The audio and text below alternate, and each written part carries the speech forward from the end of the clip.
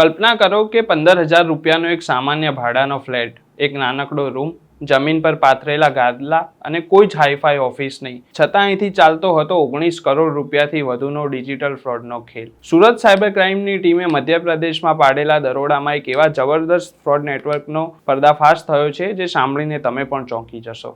વૈષ્ણવજન તો તેને કહીએ જે પીડ પરાઈ જાનાને રે.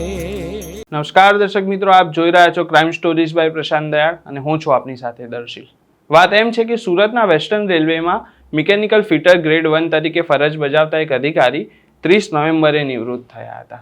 નિવૃત્તિ પર તેમને પ્રોવિડન્ટ ફંડ પેટે 28 લાખ રૂપિયા મળ્યા હતા. તેમાંથી 20 લાખ રૂપિયાની તેમણે એફડી કરાવી અને બાકીના 8 લાખ રૂપિયા પોતાના ખર્ચ માટે એકાઉન્ટમાં રાખ્યા હતા. પરંતુ નિવૃત્તિના માત્ર 5 દિવસ બાદ એટલે કે 5 ડિસેમ્બરે તેમના પર એક ફોન આવે છે. સામેવાળી વ્યક્તિ પોતાની ઓળખ રેલવે ડીઆરએમ ઓફિસના અધિકારી તરીકે આપે છે. પેન્શન એક્ટિવેટ કરવાનું બહાનું આપીને તેઓ અમને એક લિંક મોકલે છે અને વાતોમાં ભોળવીને તેમની પાસેથી ઓટીપી લે છે. જોતામાં જ નિવૃત્ત અધિકારીના બેંક ખાતામાંથી 8,12,000 રૂપિયા ગાયબ થઈ જાય છે. આ ફરિયાદના આધારે સુરત સાયબર ક્રાઇમની ટીમ તપાસમાં જોતરાઈ હતી અને છેક મધ્યપ્રદેશના રીવા શહેરના શિલ્પી ઉપવન વિસ્તારના એક ફ્લેટ સુધી પહોંચી હતી. પોલીસે જ્યારે ત્યાં દરોડો પાડ્યો ત્યારે દ્રશ્ય ત્યાં કંઈક આવું હતું. જમીન પર ગાદલા પાથરેલા હતા, 2 આરોપીઓ નિરાતે ઊંઘી રહ્યા હતા, જ્યારે અન્ય શખ્સો મોબાઈલ અને લેપટોપ પર દેશભરના લોકોના ખાતા ખાલી કરવામાં વ્યસ્ત હતા. પોલીસે અહીંથી કુલ 9 શખ્સોને ઝડપી પાડ્યા છે.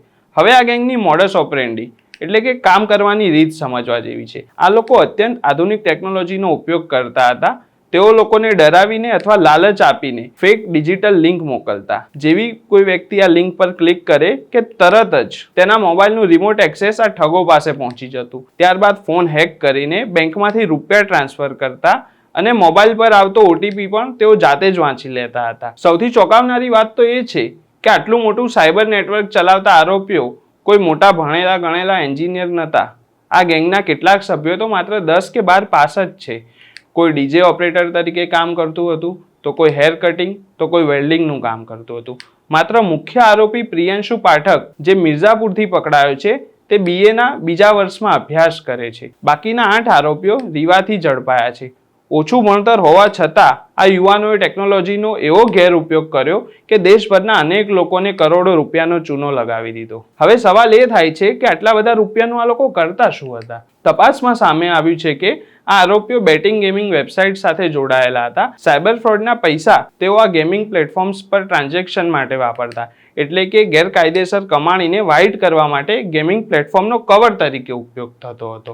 આ સાયબર ગેંગ અત્યંત ચાલાકીથી અલગ અલગ બેંક ખાતાઓની કિટ્સ કુરિયર મારફતે પોતાના ભાડાના ફ્લેટ પર મંગાવતા હતા. તેઓ છેલ્લા 5 મહિનાથી અહીં રહેતા હતા. કીટ મળ્યા બાદ મોબાઈલમાં અકાઉન્ટ એક્ટિવેટ કરી તેમાં ફ્રોડના રૂપિયા ટ્રાન્સફર કરતા, પછી એટીએમમાંથી રોકડ ઉપાડીને મુખ્ય આરોપીઓ સુધી પહોંચાડતા હતા. હિસાબ રાખવા માટે તેમણે વોટ્સએપ પર ડિપોઝિટ અને વિથડ્રોલ નામના ગ્રુપ પણ બનાવ્યા હતા, જેમાં ટ્રાન્ઝેક્શનના સ્ક્રીનશોટ અને સ્લીપ અપલોડ કરવામાં આવતી. મિત્રો, આ ફ્રોડનો આંકડો કોઈ નાનો સૂનો નથી.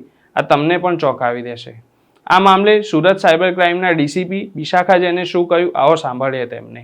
ગયા વર્ષમાં 30 નવેમ્બરના રોજ એક રેલવેના કર્મચારી નિવૃત્ત થયા હતા અને નિવૃત્ત થયા બાદ એમને પ્રોવિડન્ટ ફંડનું 28 લાખ જેટલા પૈસા એમને અકાઉન્ટમાં આવ્યા. એમાંથી 20 લાખ રૂપિયાની એફડી કરાવ્યા. પછી 8 લાખ રૂપિયા એમને પોતાના ખર્ચ માટે સેવિંગ બેંક એકાઉન્ટમાં સાઈડમાં રાખેલા હતા.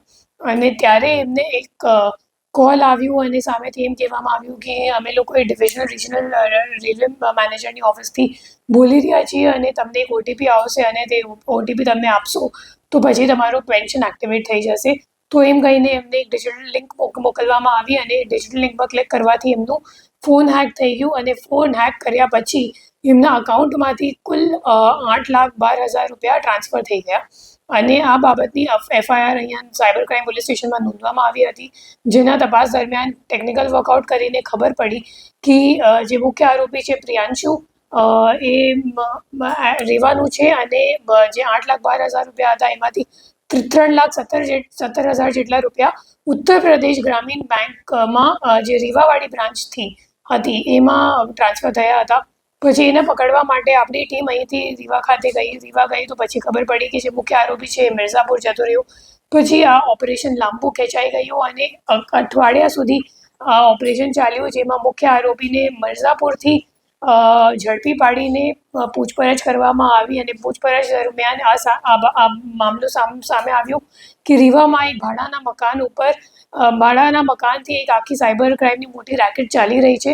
પછી પ્રિયાંશુને લઈને અને લોકલ પોલીસની મદદ લઈને ત્યાં જઈને રેડ કરવામાં આવી અને ત્યાંથી 9 આરોપીઓની ધરપકડ કરવામાં આવી અને એમને પાસેથી કુલ 27 ફોન અને 3 લેપટોપ સિવાય ઘણા બધા debit card, sim card, credit card, passbook વગેરે પણ લેવામાં આવ્યું છે.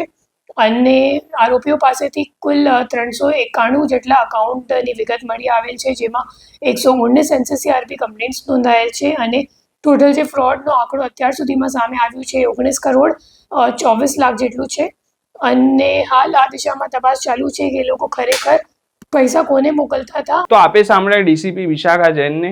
તેમણે જણાવ્યું કે પોલીસની તપાસમાં આ લોકો પાસેથી 391 જેટલા બેંક ખાતાઓની વિગતો મળી છે અને આ ખાતાઓ મારફતે અંદાજે 19 કરોડ 24 લાખ રૂપિયાથી વધુની ઠગાઈ આચરવાનું સામે આવ્યું છે. National cyber crime reporting portal પર આ ટોળકી સામે દેશભરમાંથી 119 જેટલી ફરિયાદો નોંધાઈ ચૂકી છે.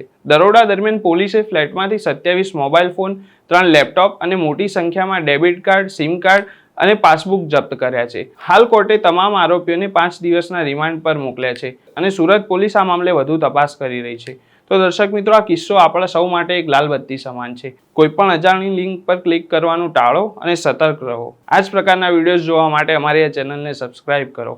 ફરી મળીશું એક નવા વિડીયો સાથે. નમસ્કાર.